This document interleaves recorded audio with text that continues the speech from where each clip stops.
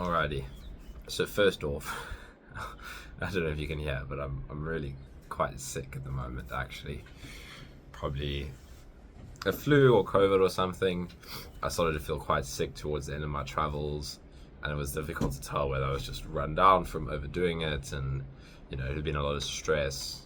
I'd gotten myself into a tricky financial situation, and then trying to plan the rest of my travels. On top of all of that, and then my health was just bad. But then I came home, and then I got properly sick, which, funnily enough, for me is always a relief it's very clear to me that I have something like a flu or something. It's just an allowance to okay, cool, I'm sick, and I don't need to be putting too much pressure on myself to be doing things right now. And that's what I want to maybe talk about here, that ties quite nicely into this, is stop fighting with your illness. Stop fighting with your symptoms, because in part it's about your body trying to tell you that the way you're currently living is not right for you. It's not authentic, it's not aligned with who you are. And what we often try to do, I think this is where a lot of people find themselves initially in dealing with chronic illness of various sorts, is that you try to continue living certain ways, certain lifestyles, staying in certain relationships, jobs, friendships, patterns, addictions, habits, whatever it is, and your body is really trying to pull you out of that, basically. And yeah, I kind of want to point to the fact that this, it's challenging for sure. I'm not going to deny that. We all know that, anybody that's been through this. But that's not what I'm here to focus on. It's truly your gift. If I look back at what this illness did for me, it allowed me to make changes that I was too afraid to make without the fact that now I'm sick, I have no choice but to make these changes, right? Stuff around relationship, stuff around the career path that I was on, right? I didn't like it, but then I got so sick that I could finally do the things I was afraid to do, right? We have these competing agendas, right? That's why we're not very connected to our intuition and our authenticity in the world that we currently live in until we go on these kind of deep inner paths where you're forced to by an illness. But it might not have felt to me at the time like, oh yeah, this is pushing me down the path that I want to go on. But in a sense, I can reflect back, and I always did feel that as I got sick and I had to drop my old life more and more.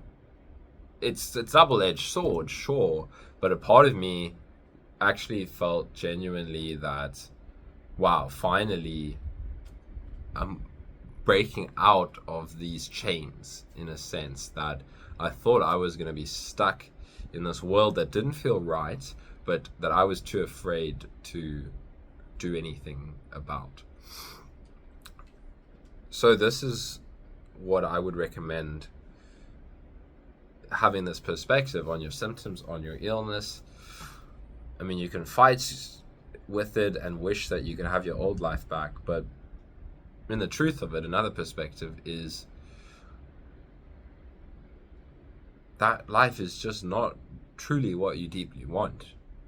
I can say this from my own experience. Maybe I can't put words into your mouth, but I can share from my experience of losing the ability to exercise, to socialize, to do all these things, and then that becoming my story, right? That was my story for a long time, that it was like, everybody please feel sorry for me because I can't do any of these things.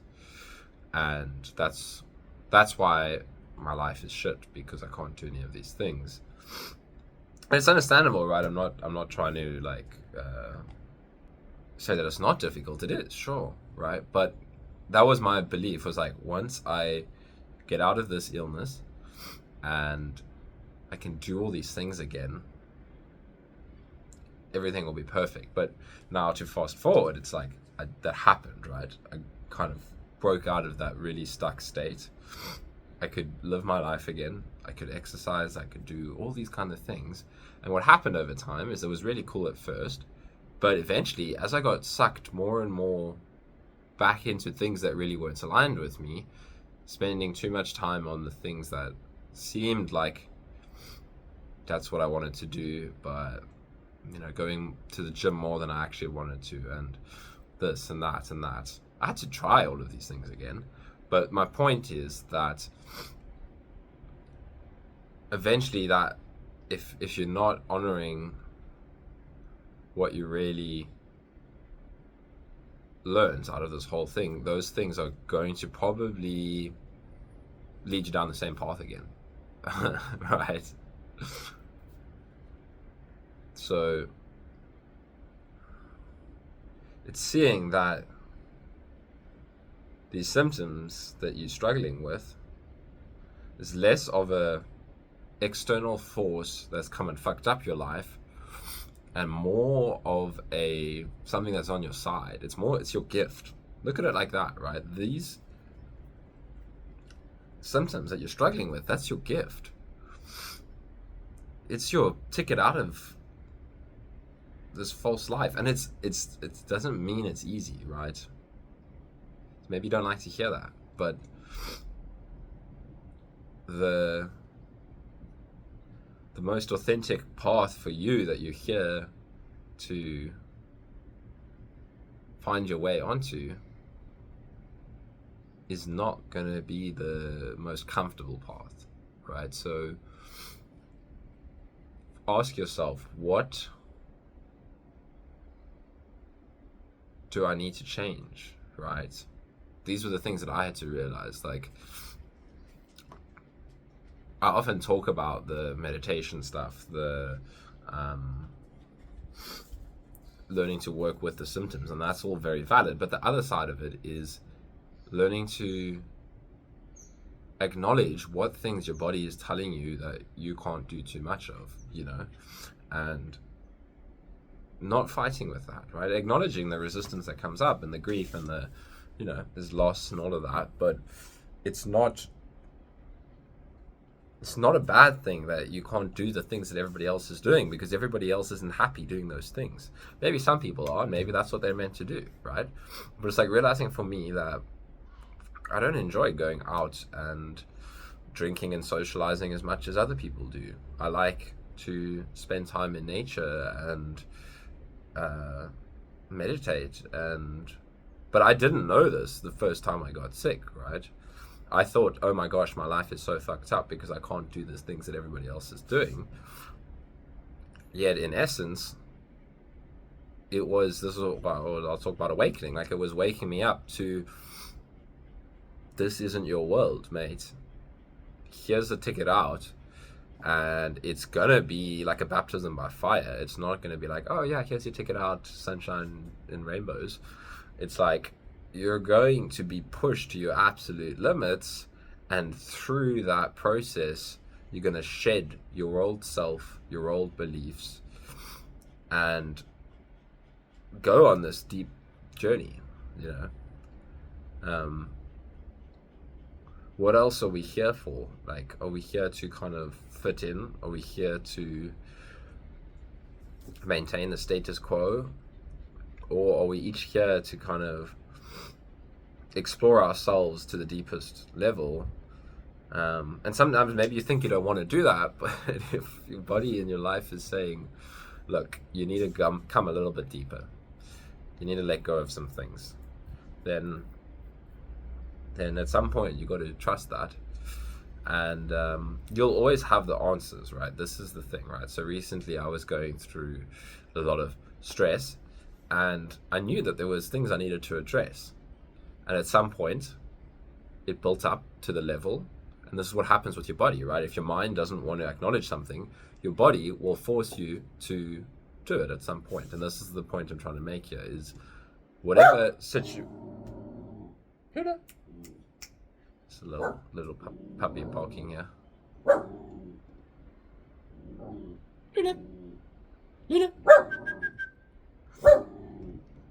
Whatever situation you're trying to avoid, let me go get Luna. Luna's joining us for the rest of the video. Whatever situations you're trying to avoid, oh no, this isn't working.